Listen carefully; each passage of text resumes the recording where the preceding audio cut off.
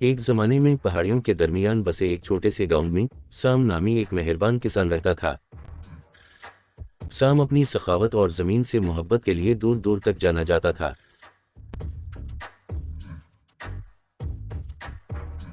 उसने अपने दिन अपनी फसलों और जानवरों की देखभाल में गुजारे, अपनी फसल को जरूरतमंदों के साथ बांटने के लिए हमेशा तैयार रहते थे। एक दिन अपने खेतों में हिल चलाते हुए सैम ने जमीन में दबी हुई एक छोटी थैली से ठोकर खाई। मतजस्सुस उसने उसे खोला ताकि वो मुट्ठी भर चमकते हुए बीज तलाश कर सके जो उसने पहले कभी नहीं देखे थे। ये सोचकर कि वो खुद जमीन की तरफ से एक तोहफा है, साम ने इन्हें अपने फार्म के एक वीरान कोने में लगाने का फैसला किया। इसकी हैरत के लिए बीज इंतहाई गैर मामूली पौधों में फूट पड़े। हर एक औस कज़ा के हर रंग के फल देता है। अपने नए खजाने से खुश होकर साम ने अपने पड़ोसियों के साथ भरपूर फसल का इश्तिराक किया, जिससे पूरे गांव में खुशी और हैरत फैल गई।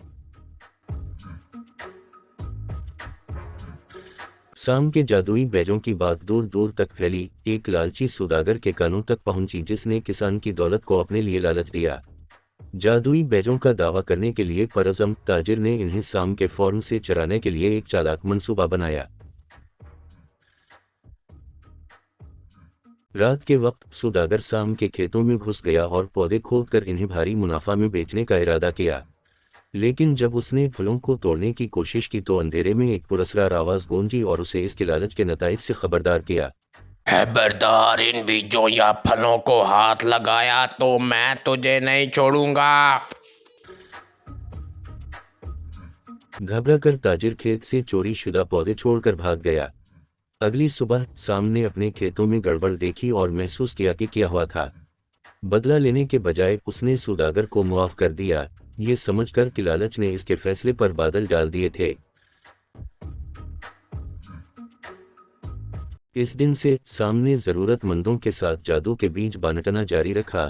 ताजिर और गांव के बाकी लोगों को दौलत के हकीकी मानी के बारे में एक कीमती सबक सिखाया, क्योंकि आखिर में ये दौलत ही नहीं थी जो खुशी लाती थी, बल्कि वो रहमत और सखावत थी जो आजिज किसान के दिल में पनपती थी।